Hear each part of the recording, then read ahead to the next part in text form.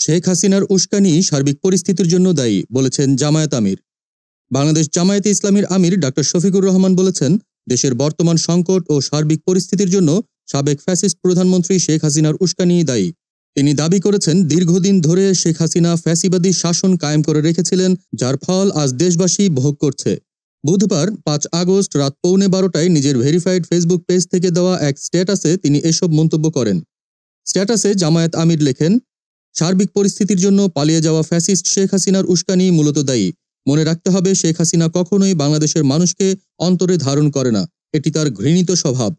তার বক্তব্যে তিনি সরাসরি সাবেক সরকার প্রধানকে দায়ী করে বলেন, দীর্ঘদিনের ক্ষমতাচ্যুতি ঠেকাতে শেখ হাসিনা নানা ধরনের ষড়যন্ত্র করেছেন।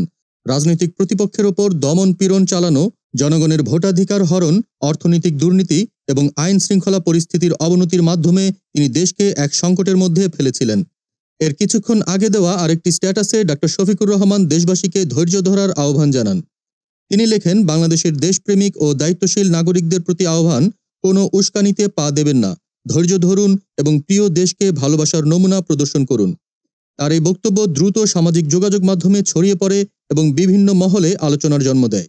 রাজনৈতিক বিশ্লেষকরা বলছেন, সাবেক সরকারের কর্মকাণ্ডের প্রতিক্রিয়ায় আজকের পরিস্থিতির সৃষ্টি হয়েছে, যা বর্তমান অন্তর্বর্তীকালীন সরকারকেও কঠিন চ্যালেঞ্জের মুখে ফেলেছে।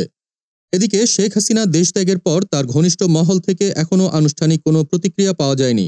তবে রাজনৈতিক পর্যবেক্ষকরা মনে করছেন, দেশের চলমান পরিস্থিতি এবং সাবেক সরকারের ভূমিকা নিয়ে আগামী দিনগুলোতে আরও বিতর্ক দেখা দিতে পারে। দেশ জগৎ ডেস্ক নিউজ।